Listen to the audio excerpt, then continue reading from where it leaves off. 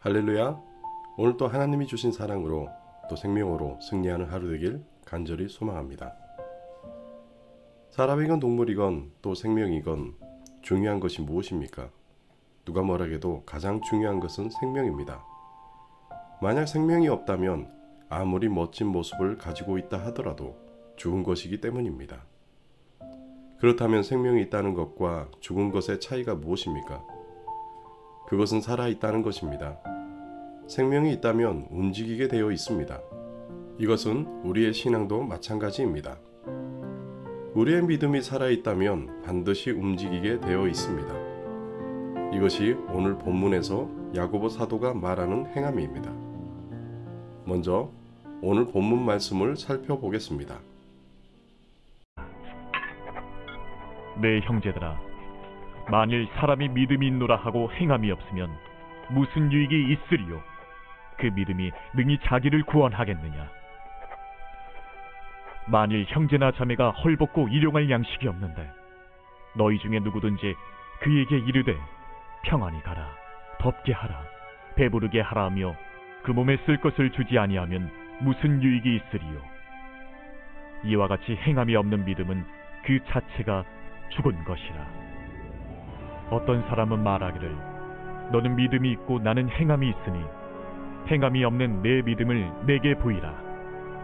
나는 행함으로 내 믿음을 내게 보이리라 하리라. 네가 하나님은 한 분이신 줄을 믿느냐? 잘하는도다. 귀신들도 믿고 떠느니라. 아, 허탄한 사람아, 행함이 없는 믿음이 헛것인 줄을 알고자 하느냐? 우리 조상 아브라함이 그 아들 이삭을 제단에 바칠 때에 행함으로 의롭다 하심을 받은 것이 아니냐? 내가 보거니와 믿음이 그의 행함과 함께 일하고 행함으로 믿음이 온전하게 되었느니라. 이에 성경에 이른 바 아브라함이 하나님을 믿으니 이것을 의로 여기셨다는 말씀이 이루어졌고 그는 하나님의 벗이라 칭함을 받았나니 이로 보건대 사람이 행함으로 의롭다 하심을 받고 믿음으로만은 아니니라. 또 이와 같이 기생 라합이 사자들을 접대하여 다른 길로 나가게 할 때에 행함으로 의롭다 하심을 받은 것이 아니냐? 영혼 없는 몸이 죽은 것 같이 행함이 없는 믿음은 죽은 것이니라.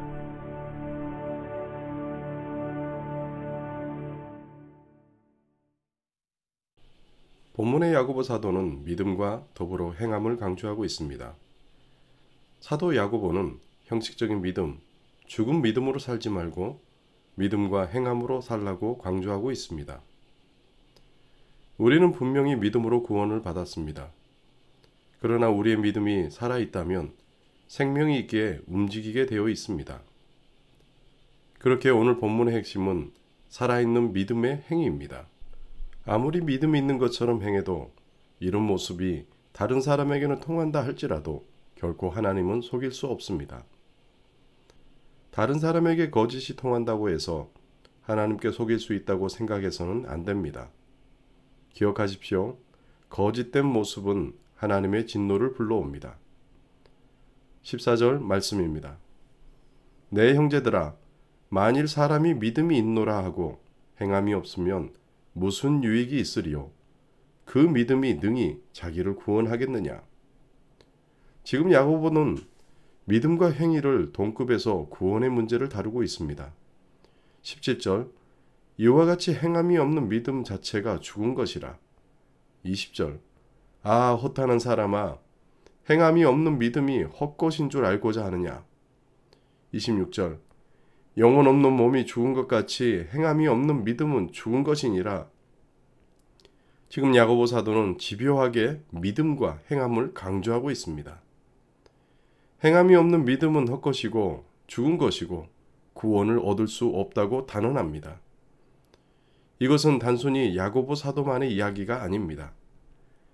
예수님도 산상수훈에서 나더러 주여 주여 하는 자마다 다 천국에 들어갈 것이 아니오 다만 하늘에 계신 내 아버지의 뜻대로 행하는 자라야 들어가리라.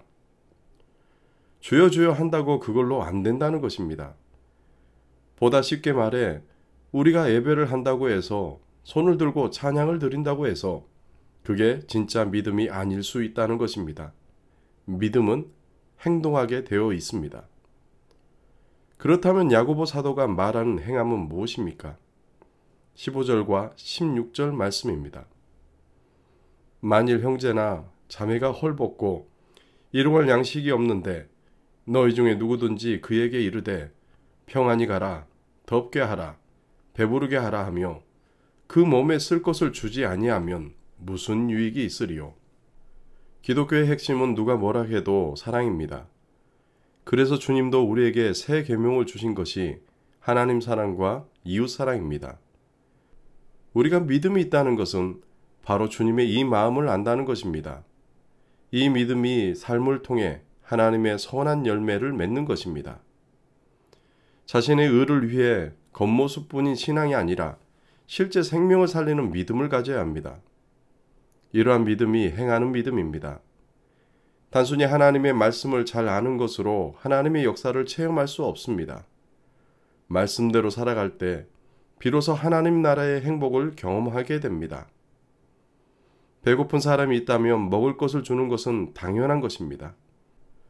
그걸 아는 것으로만 그치면 그 믿음은 공허한 믿음입니다. 누가 뭐라 해도 하나님은 우리의 마음의 중심을 잘 아십니다.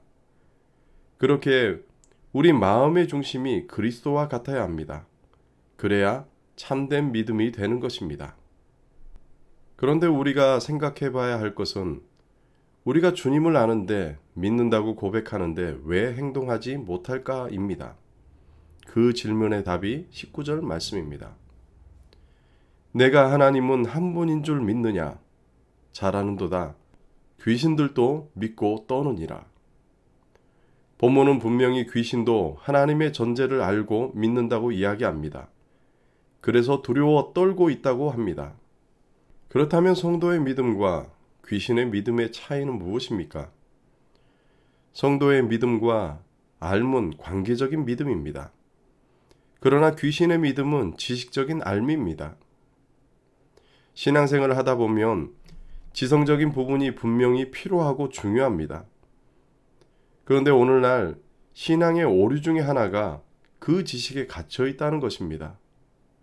그런데도 그것이 신앙이라고 착각을 합니다.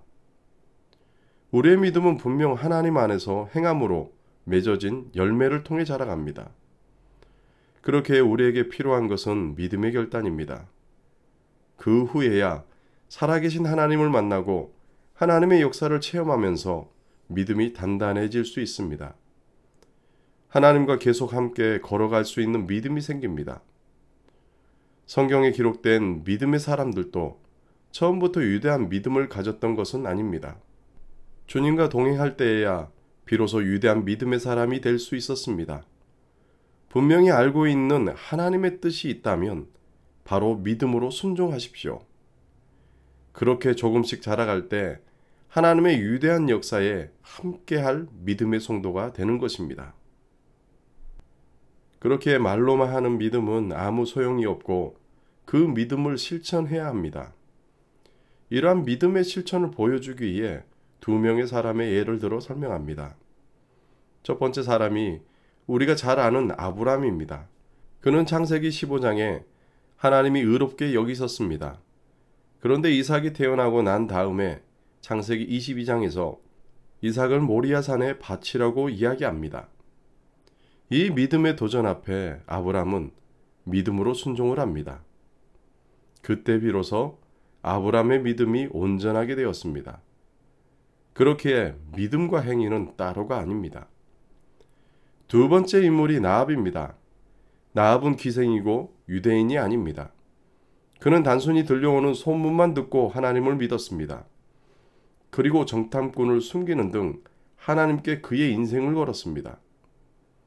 이것은 우리가 구원을 받는다는 것은 우리의 출신이 아니고 우리가 하나님을 얼마나 아는가의 지식의 문제가 아닙니다. 우리가 믿으면 움직이게 되어 있습니다.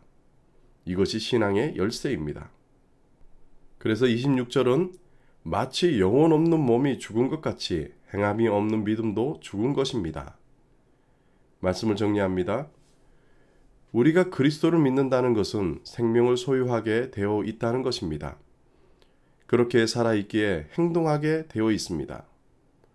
오늘 하루도 삶으로 우리의 믿음을 증명하며 살아가는 은혜가 있기를 기도합니다. 함께 기도하시겠습니다. 사랑과 은혜가 풍성하신 아버지 하나님, 오늘 또 복된 하루를 허락하여 주시니 감사합니다. 오늘 하루 하나님이 허락하신 지체들을 바라볼 때 하나님의 마음으로 사랑하며 섬기게 하여 주시옵소서. 은혜로 우리를 하나님 백성 되게 하여 주셨사오니 날마다 하나님의 형상을 닮아갈 수 있도록 은혜를 더하여 주시옵소서.